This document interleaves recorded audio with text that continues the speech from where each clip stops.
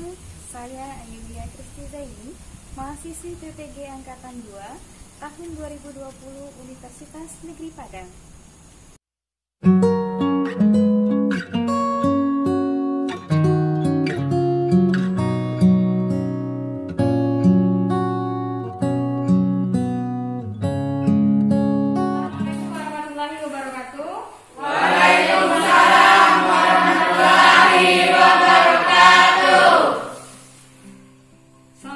Pagi anak-anak semuanya.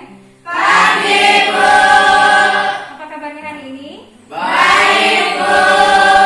Baik anak-anak semuanya, ya. Sebelum kita mulai kegiatan belajar kita pada pagi hari ini, agar diridhoi dan diberikan kelancaran oleh Allah Subhanahu wa taala, ya, maka kegiatan kita pada pagi hari ini, mari kita buka dengan diawali dengan berdoa. Persilakan kepada ketua kelas untuk memimpin doa. Siap, berdoa mulai. Doa selesai. Baik ada semuanya, ya, Ibu akan absen terlebih dahulu, ya. Yang tidak masuk hari ini siapa? Ya, sebelum kita membahas materi kita pada pagi hari ini, ya. Siapa yang masih ingat materi kita minggu lalu? Oke, silakan Rido. Perkembangan sistem pemerintah di Indonesia, Bu. Ya, bagus sekali ya. Terima kasih Rido. Benar atau tidak? Benar, Bu. Ya. Nah, dalam pelaksanaannya sistem demokrasi itu, ya, dari masa ke masa itu ada bergantian sistem, ya. Nah, Ibu ingin kalian menyebutkan, ya, siapa yang masih ingat yang diawali dengan sistem pemerintahan apa? Saya, Bu. Oke, silakan Indah. Sistem presidensial. Oke, selanjutnya setelah sistem presidensial berlaku sistem apa? Saya, Bu. Oke. Sistem parlementer. Oke, ya, bagus sekali. Ya, selanjutnya setelah sistem parlementer, Saya, Bu. ya, apa Indah? Sistem semi parlementer. Nah, siapa yang masih ingat ciri-ciri pemerintahan presidensial? Saya, Bu. Oke, silakan Melda terlebih dahulu. Presiden sebagai kepala negara sekaligus kepala pemerintahan. Oke, ciri-ciri yang pertama. Selanjutnya, Saya, Bu. oke, silakan Elvira. Menteri-menteri hanya bertanggung jawab kepada presiden. Iya, benar atau salah? Benar, Bu. Oke, ya, bagus sekali Elvira. Oke, masih ada yang lain? Saya, Bu. Oke, silakan Diana. Adanya pemisahan yang tegas antara kekuasaan eksekutif dan legislatif. Ya, adanya pemisahan yang tegas antara pemerintahan legislatif dengan eksekutif. Nah, benar atau tidak? Benar, Bu. Oke, masih ingat untuk sistem pemerintahan parlementer? Saya, Bu. Oke, silakan Indah. Ciri-ciri sistem parlementer yaitu pertama adanya pemisahan antara kepala pemerintahan dan kepala negara. Kepala pemerintahannya yaitu perdana menteri dan kepala negaranya adalah ratu atau raja. Ya, Menteri bertanggung jawab kepada presiden, sedangkan presiden tidak bertanggung jawab kepada parlemen. oke, silakan. Sudah selesai Indah? Sudah, Bu. Iya, ya. Jadi tadi ya sudah Anda sampaikan bahwa materi minggu lalu itu kita membahas tentang pelaksanaan sistem pemerintahan demokrasi dari masa ke masa, ya, dari presidensil, ya, ke parlementer, ya, sampai kembali lagi ke presidensil, dan Anda juga sudah menyebutkan ciri-cirinya, ya, mengingat kembali ciri-ciri dari pemerintahan presidensil dan parlementer. Nah, Anda sekalian, pada pertemuan sebelumnya juga, ya, Ibu sudah menjelaskan, ya, bahwa negara Indonesia itu menganut teori kedaulatan rakyat, ya. Ini dibuktikan, ya, pada pembukaan alinea keempat pada selanjutnya. Bukti yang kedua itu terletak di pada pasal 1 ayat 2 Undang-Undang Dasar tahun 1945 bahwa kedaulatan berada di tangan rakyat dan dilaksanakan menurut Undang-Undang Dasar. Ya, jadi dari pasal 1 ayat 2 tersebut, ya, memiliki makna bahwa yang memiliki, ya, kekuasaan kedaulatan tertinggi di Indonesia itu adalah rakyat, ya. Dan, ya, apabila pada pertanyaan misalnya siapa pelaksana kedaulatan tertinggi, ya, di Indonesia, jawabannya ada dua. Yang pertama, rakyat itu sendiri. Yang kedua adalah lembaga-lembaga negara yang melaksanakan tugas-tugasnya sebagai bentuk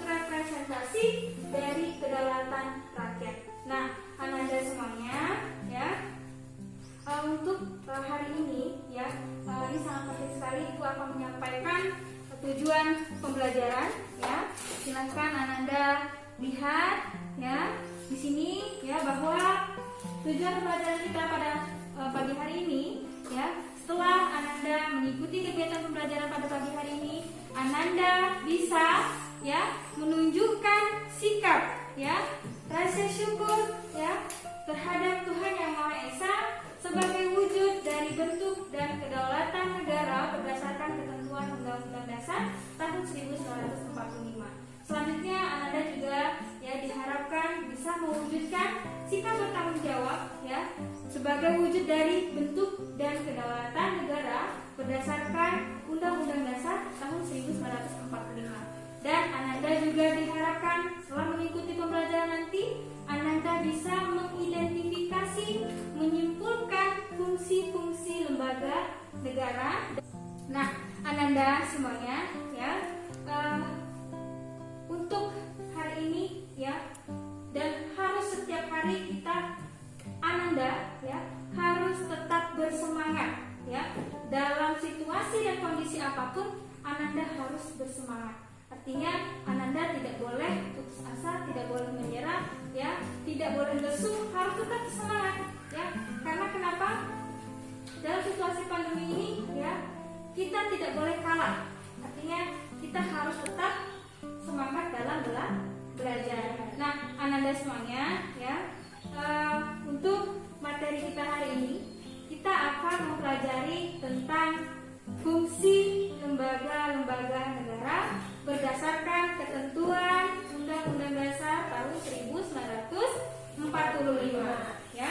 Nah, untuk kompetensi dasar ya yang akan dicapai dimana memahami ketentuan tentang bentuk kedaulatan negara sesuai dengan Undang-Undang Dasar tahun 1945. Dan Ananda juga ya nanti diharapkan mencapai indikator pencapaian kompetensi di mana dapat mengidentifikasi fungsi lembaga-lembaga negara dalam Undang-Undang Dasar tahun 1945. Nah, Ananda semuanya ya, supaya lebih semangat kita belajar pada pagi hari ini, Ibu akan tes semangatnya terlebih dahulu. Silahkan ya kita orasikan yel-yel kita seperti pertemuan sebelumnya. Silahkan berdiri semuanya. Alhamdulillah, baik, luar biasa, Allahu Akbar. Oke ya, silakan duduk kembali.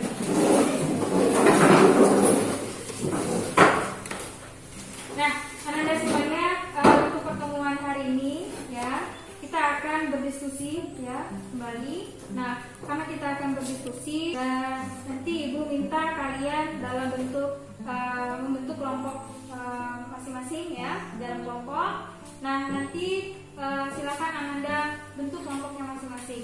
Nah, Ibu ingin menyampaikan di dalam kegiatan pembelajaran ini ya, Ibu ada 2 penilaian, di mana Ibu akan menilai sikap kalian ya nantinya ya, yaitu toleransi terhadap pendapat teman ya. Selanjutnya bertanggung jawab terhadap pengumpulan tugas. Ada semuanya, silahkan Ananda kembali ke tempat ke kelompoknya masing-masing. Silakan. Semuanya, jadi Ananda sudah kembali ke kelompok masing-masing ya, dan Ananda bentuk sendiri-sendiri tadi ya. Nah, sekarang silakan perwakilan kelompoknya mengambil bahan ajar ya, LKPD yang sudah Ibu siapkan. Silakan perwakilan kelompoknya.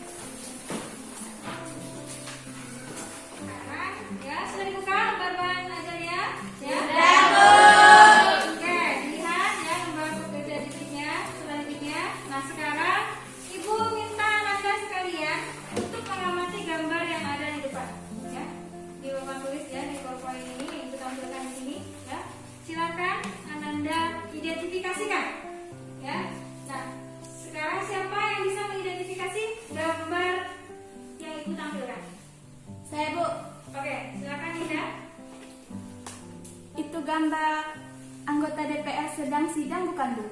Ya, sedang indah itu adalah gambar anggota DPR sedang sidang paripurna. Benar atau tidak kira-kira? Benar, Bu. Ya, kalau dilihat dari tulisannya di sana ada sidang paripurna DPR RI, ya. Nah, oke, untuk selanjutnya ada gambar apa di sana? Silakan siapa yang bisa mengamati? Saya, Bu. Ya, itu gambar apa, Negeri? Itu Pak Jokowi sedang merengek undang-undang cipta kerja bukan, Bu? Ya, benar, ya, karena sudah jelas sekali ya di sana ya bahwa ya ada Pak Jokowi sedang undang-undang cipta kerja. Oke. Gambar selanjutnya ya. Nah, ini siapa yang bisa mengidentifikasi gambar ini? Saya, Bu. Oke, silakan. Itu ada seorang lelaki sedang memakai masker. Ya. Di tepinya ada tulisan tolak omnibus law bukan, Bu?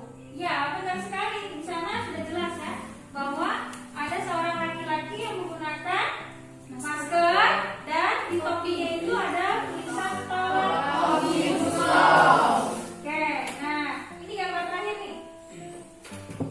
Ya, itu gambar apa? Saya, Bu. Oke, silakan.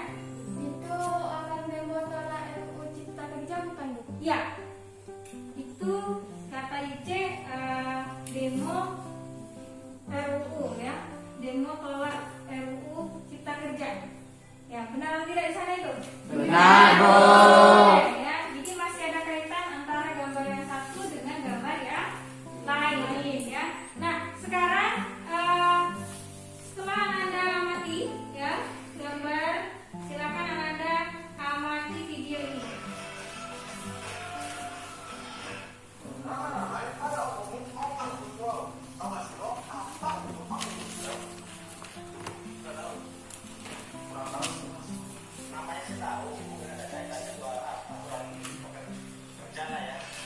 Undang-Undang Cipta Lapangan Kerja.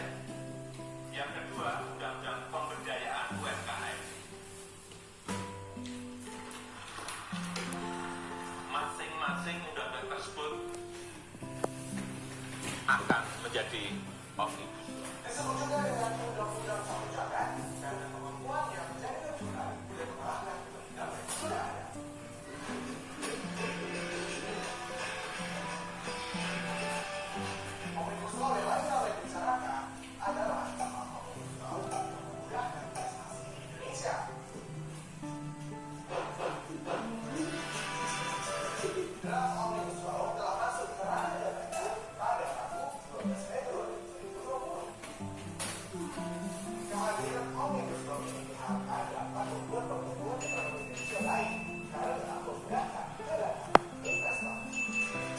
Ya, jadi dari gambar yang sudah Anda amati tadi, ya, dari video yang sudah Anda amati tadi, nah silakan sekarang Anda tuliskan resum hasil pengamatan ya di buku tulis Anda semuanya. Silakan Ibu berikan waktu, ya.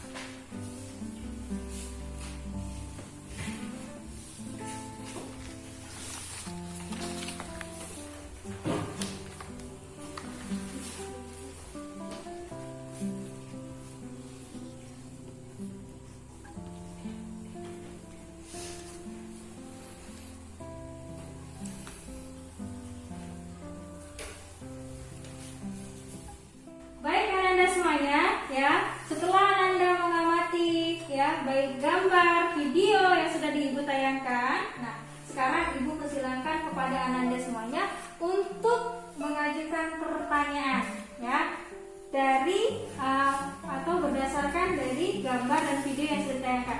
Silakan, siapa yang ingin bertanya? Silakan. Saya, Bu. Oke.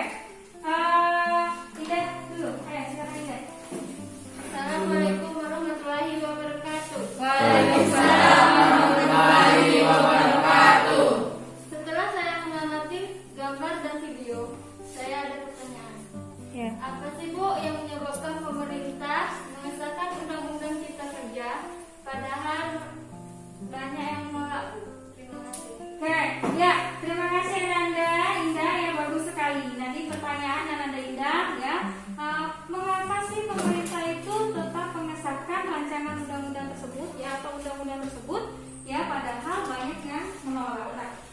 sekali pertanyaannya. Nah sekarang Ibu simpan dulu ya Inda pertanyaannya. Nah Ibu berikan kesempatan kepada Ananda yang lain. Tadi Ibu lihat Inda, silakan Inda ya. Assalamualaikum warahmatullahi wabarakatuh. Waalaikumsalam warahmatullahi wabarakatuh. Setelah saya mengamati gambar dan video yang telah ditayangkan tadi, saya ingin bertanya Bu, Ya. Bu apa sih sebenarnya alasan yang menyebabkan banyak kalangan yang menolak disahkan undang-undang Cipta Kerja tersebut? Terima kasih. Oke, terima kasih Ananda Nida ya, sangat bagus sekali ya pertanyaannya. Kenapa sih ya alasan masyarakat menolak dari undang-undang yang telah disahkan tersebut? Ya, apa alasannya seperti itu ya Nida ya? Nah, oke, pertanyaannya bagus sekali dan Ibu simpan juga ya seperti pertanyaannya Indah. Nah sekarang siapa yang masih ingin bertanya?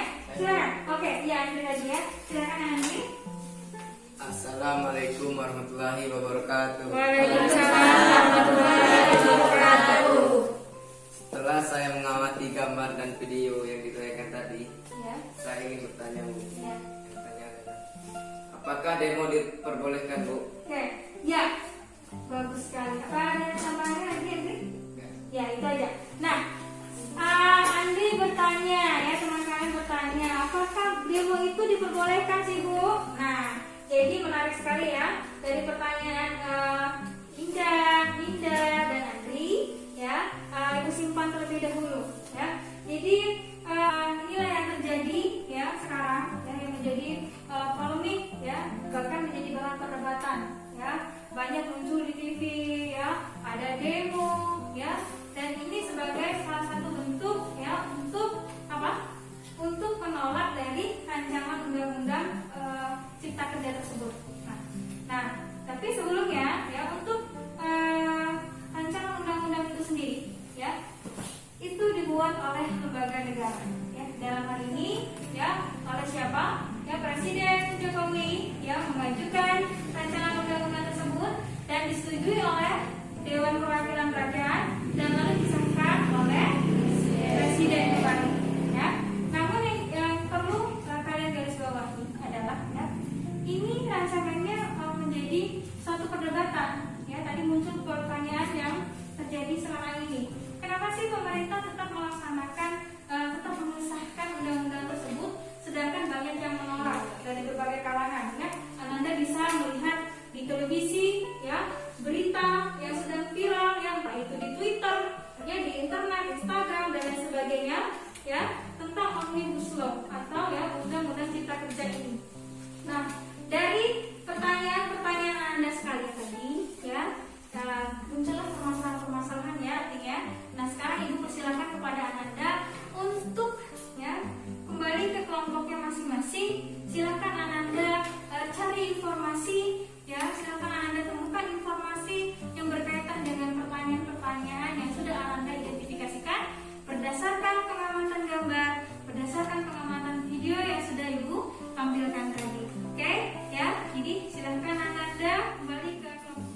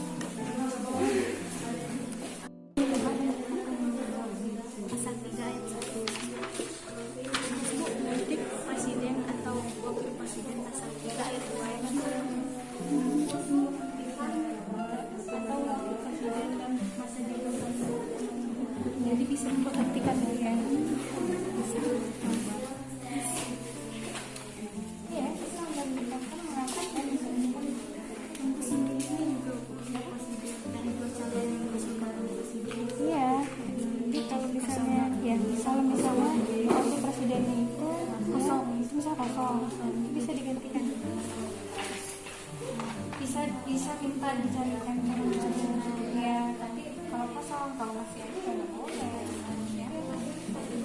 Oke, jadi pertanyaan lagi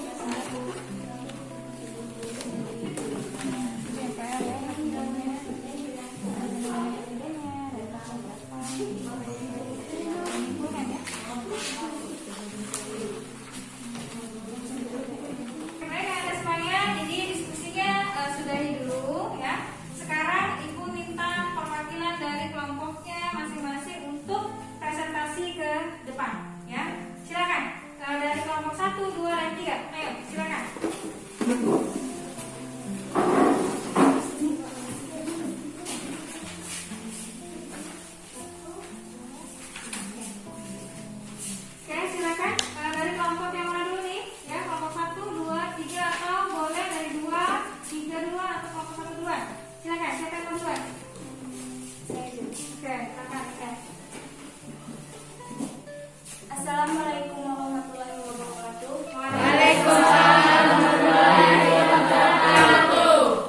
Baiklah, kami dari kelompok 1 akan mempresentasikan hasil temuan kami tentang apa yang menyebabkan pemerintah mengesahkan Undang-Undang Cipta Kerja tersebut padahal banyak yang menolak.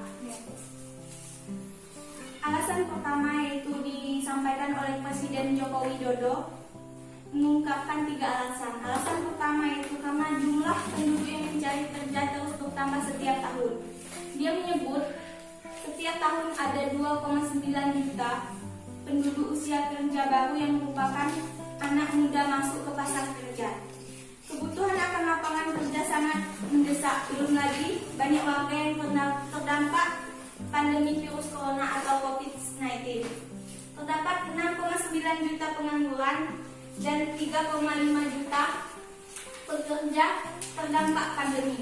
Jokowi memaparkan 87% dari total penduduk yang bekerja pendidikannya SMA ke bawah, di mana 39% berpendidikan SD, sehingga perlu mendorong lapangan kerja baru di sektor padat karya untuk menyediakan lapangan kerja sebanyak-banyaknya bagi para pencari kerja dan pengangguran. Alasan kedua, Jokowi menjelaskan Undang-Undang Cipta Kerja akan mempermudah masyarakat, khususnya usaha mikro kecil atau UMK, dalam membuka usaha baru. Dalam undang-undang tersebut, regulasi yang rumit dipangkas, perizinan tidak diperlukan lagi, hanya pendaftaran saja. Sangat simpel, bukan? Pembentukan PT juga dipermudah, tidak ada lagi pembatasan modal minimum. Pembentukan korporasi juga dipermudah. Jumlahnya hanya 9 orang saja. Korporasi sudah bisa dibentuk menurut Jokowi. Pemerintah menjamin pembiayaan sertifikasi halal untuk UMK yang bergerak di bidang makanan dan minuman. Itu artinya sertifikasi halal gratis. memaparkan hasil temuannya. Silakan kelompok 2 perwakilannya terperhatikan. Assalamualaikum warahmatullahi wabarakatuh. Waalaikumsalam warahmatullahi wabarakatuh.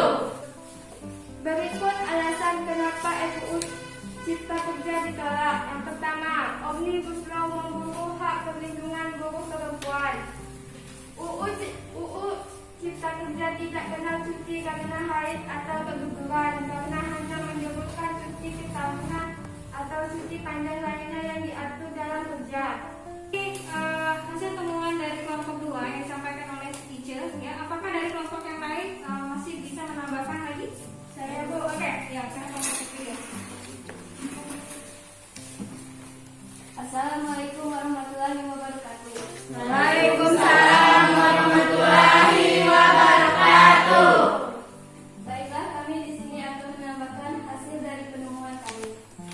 Yang membuat banyak buruh demo akan hadirnya Omnibus Law ini adalah karena banyak hak buruh yang akan dicabut, diantaranya upah minimum, waktu kerja yang berlebihan. Buruh juga menolak waktu kerja yang disepakati dalam RUU Cipta Kerja karena dinilai bersifat eksploitatif dan cenderung berlebihan. Hak upah cuti yang hilang, hak cuti melahirkan dan haid tidak dihilangkan.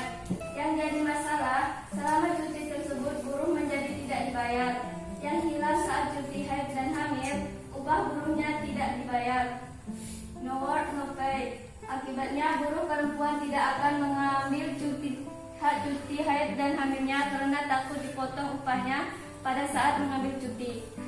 Sekian dan terima kasih. Oke, itu tadi ya dari kelompok 1 ya. Oke, salah, kelompok 3 ya. Ucapkan terima kasih untuk kelompok 3 telah melaporkan temuannya. Nah, sekarang ya kita beri kesempatan kepada kelompok yang ketiga ya untuk yang mempresentasikan hasil temuannya. Silakan, Nana. Assalamualaikum warahmatullahi wabarakatuh. Waalaikumsalam warahmatullahi wabarakatuh. Baiklah, kami di sini akan mempresentasikan hasil dari penemuan kami. Yang pertanyaannya adalah, apakah demo tersebut dibolehkan? Dan bagaimana menurut pendapat kalian terhadap undang-undang Omnibus Law tersebut? Bahwa demo boleh, Bu, asal tidak anarkis seperti merusak fasilitas negara, seperti jalan, pasar, gedung, dan lain-lain. Menurut pendapat kami, Undang-Undang Omnibus Law Cipta Kerja masih menuai kontra karena dinilai sangat merugikan. Itu saja dari kelompok kami. Sekian, terima kasih. Oke ya. Jadi kelompok 3 sudah mempresentasikan hasil temuannya ya tentang apakah diperbolehkan demo tersebut dan bagaimana pandangan Anda sekalian terhadap Omnibus Law tersebut ya. Nah, sekarang Ibu ingin dari kelompok yang lain ya mengungkapkan hasil temuannya dan pandangannya terhadap Omnibus Law tersebut. Silakan dari kelompok yang lain, siapa yang ingin menambahkan terlebih dahulu? Oke, silakan. Oke, dari Priska dulu ya. Assalamualaikum warahmatullahi wabarakatuh. Waalaikumsalam warahmatullahi wabarakatuh. Baiklah, kami di sini akan menambahkan hasil dari penemuan kami. Demonstrasi diperbolehkan sebagai bentuk menyampaikan aspirasi, Bu. Tapi tidak boleh anarkis, harus dilakukan secara bijak. Dan menurut kami, UU di Omnibus Law tersebut tidak efektif untuk dijadikan UU karena ada beberapa pasal yang merugikan pekerja atau buruh. Itu saja yang dapat saya sampaikan, Bu. Terima kasih. Oke, baik, terima kasih untuk kelompok Priska ya, kelompok 2. Nah, sekarang dari kelompok yang belum menyampaikan siapa? Kelompok mana? Oke, kelompok 1 siapa? Tidak menambahkan. Oke, silakan. Assalamualaikum warahmatullahi wabarakatuh. Waalaikumsalam warahmatullahi wabarakatuh. Baiklah, kami di sini akan menambahkan hasil dari temuan kami. Apakah demo tersebut diperbolehkan? Boleh, Bu, karena kegiatan berdemonstrasi merupakan salah satu bentuk penyampaian pendapat di muka umum dan pelaksanaannya dijamin oleh undang-undang. Lalu bagaimana menurut pendapat kalian terhadap undang-undang Omnibus Law tersebut?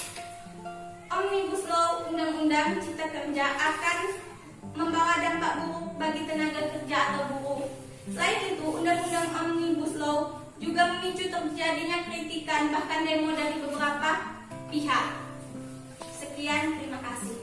Oke, itu tadi presentasi dari kelompok ya, baik satu kelompok 1, kelompok 2, kelompok 3. Nah, sekarang berikan applause ya untuk kelompok. Silakan Anda semuanya kembali ke kelompoknya masing-masing.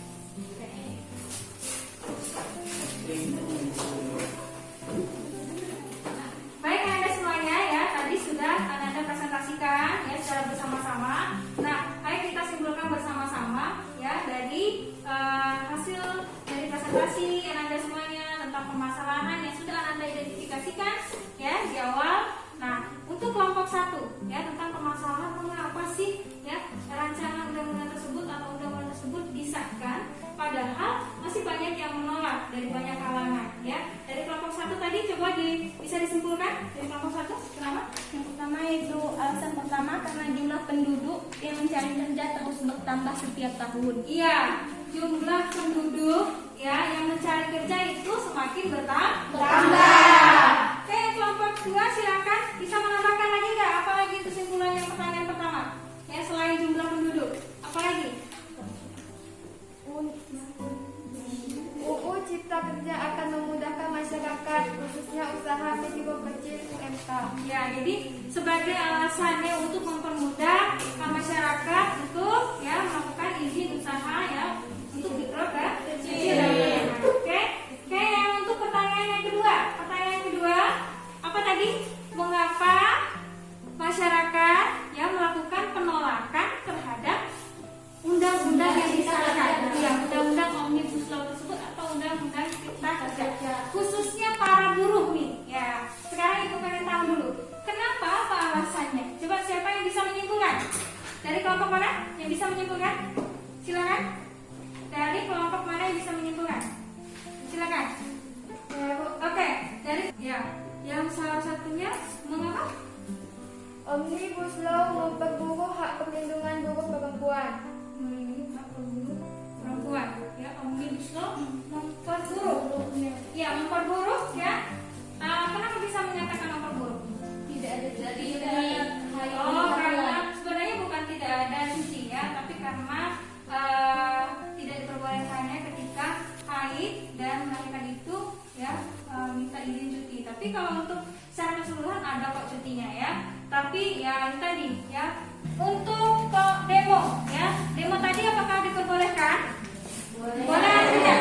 Boleh. Boleh atau tidak? Boleh. Kenapa diperbolehkan? Ya.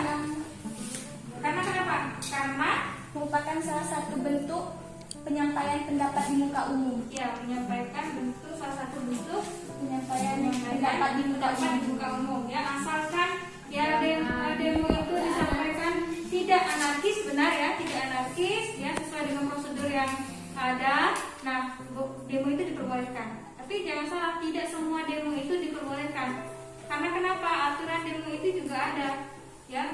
Jadi Anda semuanya ini ya dari permasalahan-permasalahan polemik yang ada yang sudah ditimbulkan sudah atau yang Anda temukan tadi ya, itulah yang terjadi pada saat ini. Nah, namun ya suatu produk peraturan perundang-undangan itu ya selalu ada polemiknya ya, selalu ada pro dan kontra ya. Namun ya selama peraturan perundang-undangan tersebut dibuat tidak menyalahi ya, tidak tidak bertentangan dengan peraturan perundang-undangan yang ada di atasnya, dalam hal ini adalah Undang-Undang Dasar ya, sah-sah saja, boleh-boleh saja ya. Nah, jika nanti misalnya ada yang ingin ditentangkan, kalau negara kita negara demokrasi, jadi sah-sah saja jika ada pertentangan ya. Melalui apa? Melalui demo atau menyampaikan aspirasi secara bijak. Boleh demo tetapi tidak boleh anarkis. Baik Anda sekalian, tema yang kita angkat hari ini ya, apa sih sebenarnya kaitannya dengan materi kita? Materi kita adalah fungsi lembaga-lembaga negara berdasarkan ketentuan Undang-Undang Dasar 1945 ya. Dari tema yang tadi ya, di sana apa kaitannya dengan materi kita? Di sana ada presiden, ada DPR ya. Bahwa di sana itu Presiden Jokowi sudah melaksanakan tugasnya sebagai presiden ya. Apa itu tugasnya tadi? Mengajukan rancangan undang-undang kepada DPR. Coba dilihat apakah ada fungsinya di sana, tugas dari wewenang dan presiden tidak ada. Apa itu? Coba sebutkan enggak? Mengajukan rancangan undang-undang anggaran pendapatan dan belanja negara APBN pasal 23 ayat 2. Ya, selain mengajukan rancangan undang-undang juga berhak mengajukan rancangan RAP, RPBN ya. Nah, itu untuk lembaga ya presiden ya. Nah, sekarang DPR. Tadi kan ada Dewan Perwakilan Rakyat. Ya, Dewan Perwakilan Rakyat itu sudah sesuai belum dengan fungsinya yang tema tadi? Ya, sudah atau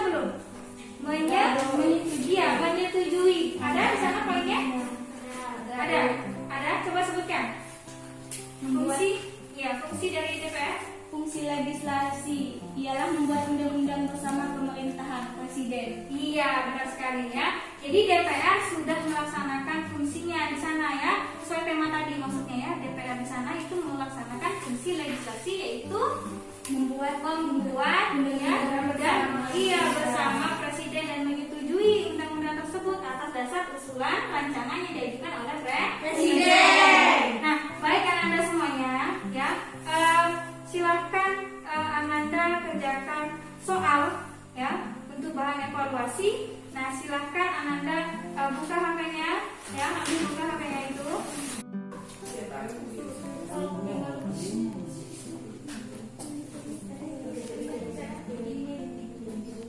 Nanti dulu.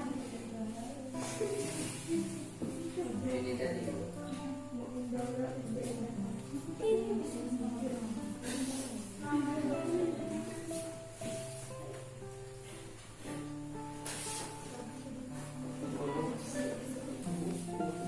Anda semuanya, jadi setelah Anda selesai presentasi ya dan diskusi dan selesai mengerjakan soal tadi ya, diberikan kesempatan untuk mengerjakan soal, silakan soal LKPD itu dikembalikan lagi kepada Ibu karena akan dimana. Oke, silakan.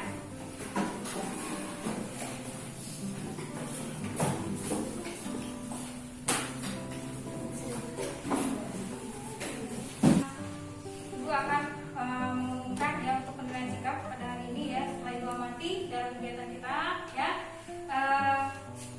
Untuk yang mendapatkan penilaian sikap yang bagus pada hari ini ya, Ibu berikan kepada Ninda ya, Ninda dan kepada Ice ya.